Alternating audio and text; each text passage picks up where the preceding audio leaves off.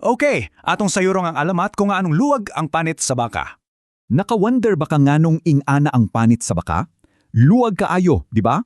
So, kaniadto na ay duha ka suod nga managigala, ang baka ug ang kabaw. Kugihanan kaayo sila nakatabang sa ilang agalon dito sa uma. Unya, o sa kaadlaw niya na, gikapoy sila. Busa, nakahunaon na sila maligo sa sapa. Sa istorya, gihubo nila ilang sinina ang ilang panit, dayon may ambak sa tubig. Lingaw kaayo sila, sige langoy-langoy sa bugnaw nga tubig. Pero kalit lang, naabtan sila. Nakita nila ang ilang agalon nga nagsinabot.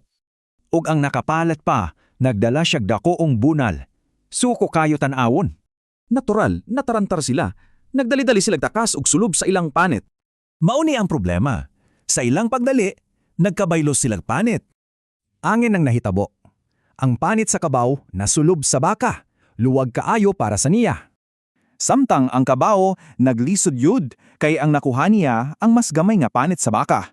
Tungod sa luwag na panit, ang baka dali ra kaayong nakadagan palayo. Pero ang kabaw, pobre, naglisod og dagan tungod sa kahugot sa panit. Ug mauto, naapsan siya sa agalon og gibunalan.